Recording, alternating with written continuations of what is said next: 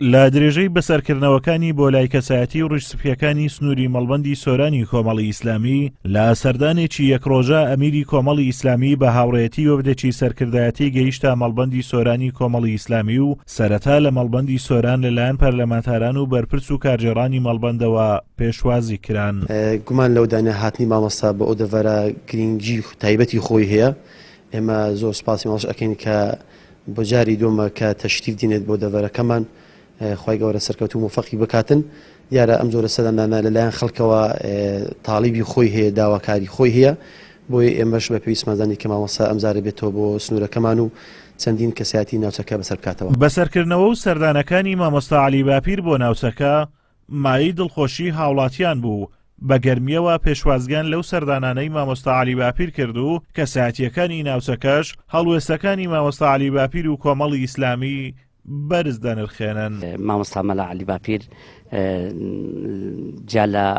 جالا هەموو فکری ئیسلامیەت و کۆمەڵی ئیسلامی ئەوە وەکو سەرکردەیەکی کورد، وەکو پیاوێکی نەتەوەی، وەکو پیاوێکی پێشمەرگە، وەکو پیاوێکی خەباتجێر خزمەتکاری ئەو وڵاتە پیاوێکە کە بەڕاستی شایستەی ئەوەیە کە ڕێز و تەقدیری بگیرێت و ڕێز لە ماندبوونی بگیرێت و هاتنەکەشی بەرز دەنرخێنم. وەکو سەردانی مامۆستا عەلی باپیر بۆ لای ئێمە و ئێمەش بە شانازیەوە و بە خۆشحاڵیەوە پێشوازیمان کرد و کە بە ڕێزی هاتەلامان دیارە ئەوە لە ڕوانگەی دڵسۆزی و لە ڕوانگەی مسلمانیەوە کە سەردانی وەکو ڕیسیپیانی کۆمەلگای گەڵاڵی کرد. ئێمەش بە شانازیەوە پێشوازیمان کرد و پیرۆزبایش لە خۆمان و لە ئەوەکەین و مێدەوارین سەرکەوتوو بی و خوا ئەو بەرپرسانە هەر باڵادەست بکات و بەڕاستی سەرفرازی کردین، دڵی خۆش کردین.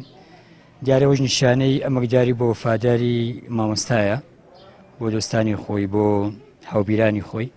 ئێمە بەخراتنێکی گەرمیەکەین. بە حەقت مامۆستا جێگای شانازی هەمومانە، هەموو لایەکمان شانازی پێوەکەنە سەر هەڵوێستەکانی، لەسەر قسەکانی، لەسەر دینداریەکەی. بەڕاستی ئەمە شانازێکی تر مامۆستایەکەین. شایانی باسە لە یەکەم وێزگەی سەردانەکەی مامۆستا عەلی باپیر بە یاوەری شاندێکی سەرکردایەتی و مەڵبەندی سۆران و پەرلەمانتاران لە ئەنجومەنی نوێنەران و پەرلەمانی کوردستان سەردانی کۆمەڵگەی گەڵاڵەی کرد و سەردانی ماڵی مام حوسێن گەڵاڵی کەسایەتی گەڵاڵەی کرد و لەوێش چاوی بە ڕیشسپیانی گەڵاڵە کەوت. دواتر هەر لە قەزای سۆران سەردانی کەسایەتی برادۆست حاجی کەماڵ برادۆستی لا ماڵی خۆی کرد. دواتر سەردانی قەزای ڕواندزی کرد و لەوێش سەردانی ماڵی مامۆستا تاهیرگەرچی مامۆستای ئاینی کرد و لەوێش چاوی بە ژمارەیەک مامۆستای ئاینی کەوت. هەر لە قەزای ڕواندز سەردانی ماڵی مام ئیبراهیم ڕواندزی کەسایەتی ڕواندزی کرد و لەوێش چاوی بە ژمارەیەک هاوڵاتی ڕەواندوز کەوت.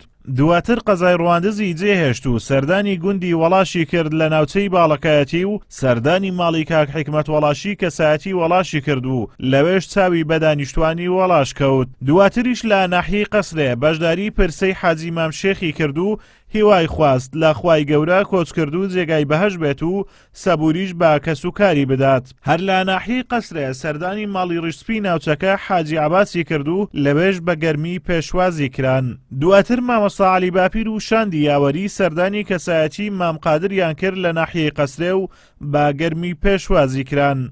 لە وێزگەیەکی تری سەردانەکەی ئەمیری کۆمەڵ لە قەسرێ سەردانی ماڵی کەسایەتی ناوچەکە حاجی شێخ محەممەدی کرد و دواتر هەر لە شارۆچکەی قەسرێ سەردانی ماڵی مام ئەمجەد کەسایەتی قەسرەی کرد. دواتریش مامۆستا عەلی باپیر و شاندی یاوەری سەردانی گوندی وەڵزیان لە ناوچەی باڵەکایەتی کرد و لەوێش چاویان کەوت بە مامۆستا مەلا موحسین وەڵزی کەسایەتی ناوچەکە.